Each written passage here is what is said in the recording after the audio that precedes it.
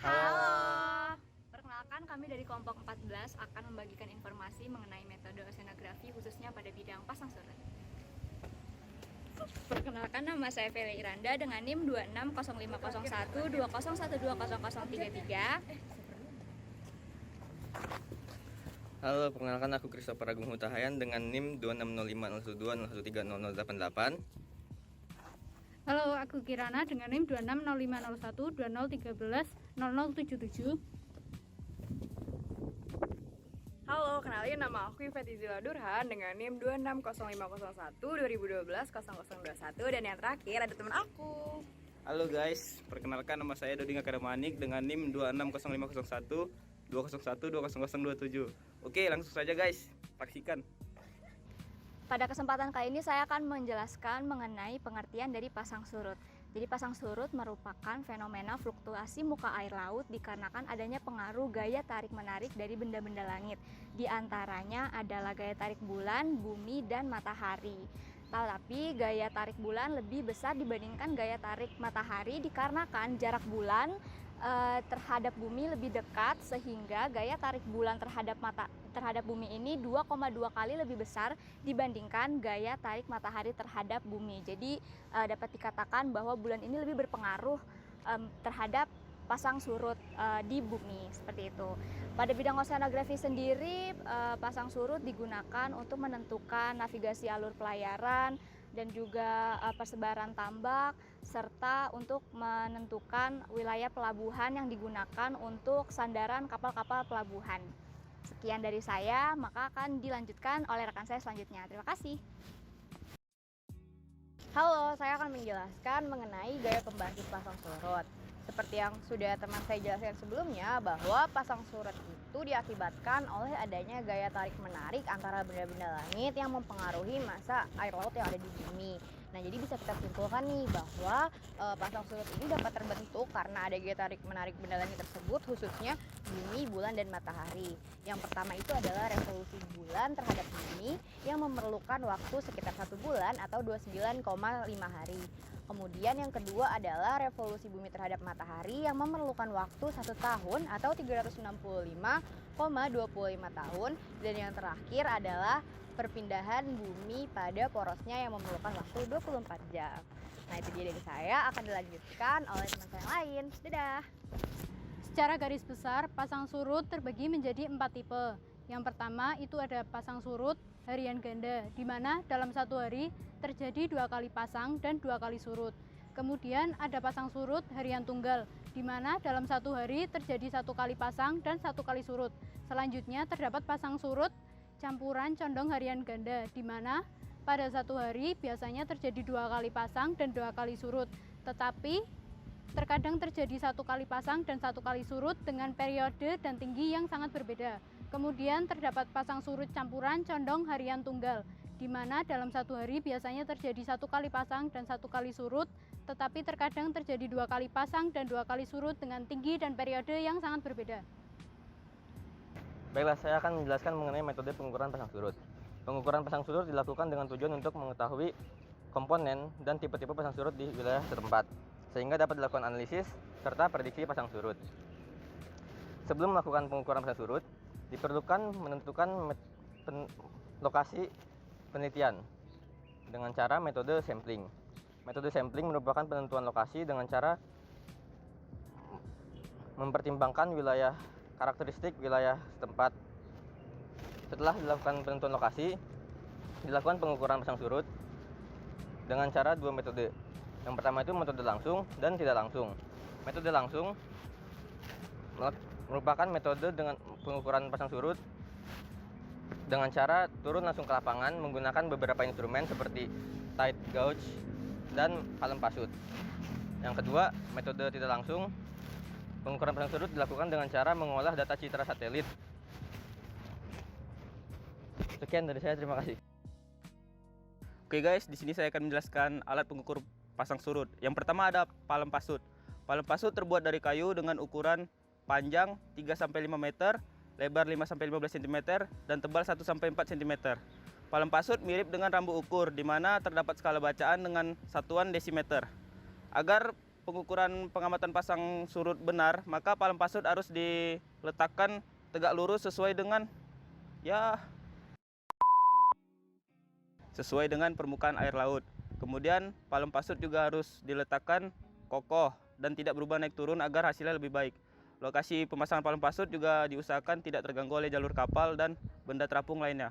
Selanjutnya ada tight gauge. Tight gauge dibagi menjadi dua. Yang pertama ada tight gauge jenis pelampung dan yang kedua ada tight gauge jenis tekanan. Tight gauge jenis pelampung merupakan alat sensor yang menggunakan pelampung dihubungkan dengan katrol menuju ke alat perekam. Prinsip kerja alat ini yaitu berdasarkan permukaan air laut yang diketahui oleh pelampung, kemudian dihubungkan ke alat pencatat. Kemudian selanjutnya ada tight gauge jenis tekanan. Tight gauge jenis tekanan ini menggunakan tekanan air di atas sensor yang berubah-ubah berdasarkan besar kecilnya lapisan air di atas sensor tersebut. Besar kecilnya lapisan air tersebut didasari oleh permukaan air laut. Prinsip kerja alat ini hampir sama dengan prinsip kerja tight gauge jenis pelampung. Terima kasih.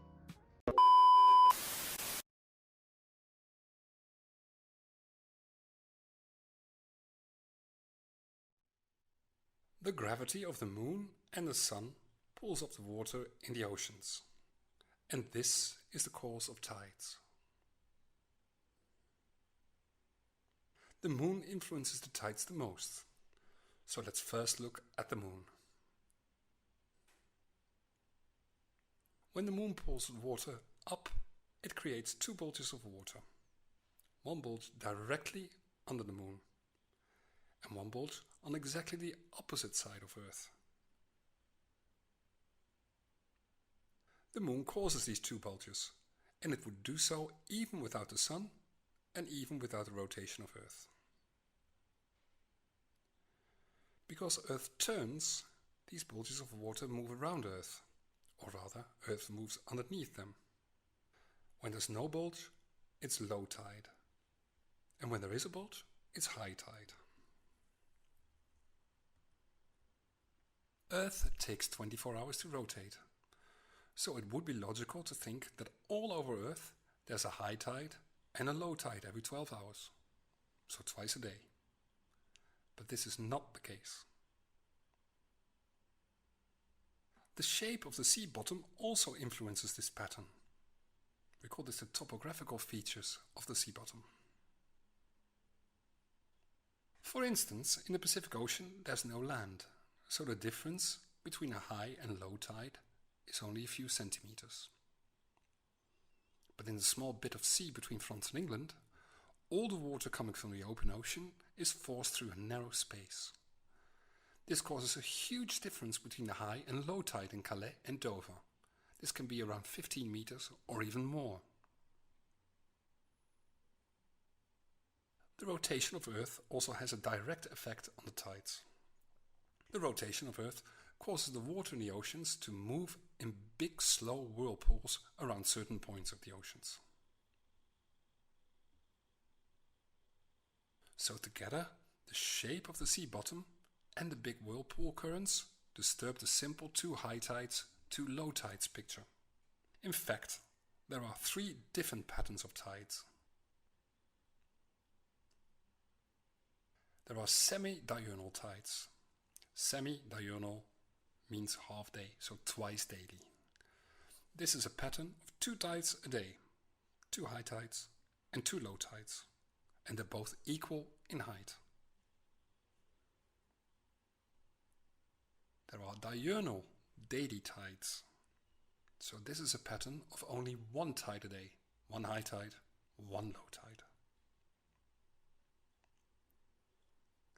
And there are mixed tides. This is a pattern of two tides a day, two high tides and two low tides, but the tides are of unequal heights. Now let's look at the sun. The gravitational pull of the sun also creates two bulges in the water on either side of Earth. But because the sun is much, much further away than the moon, the bulges it creates are much smaller.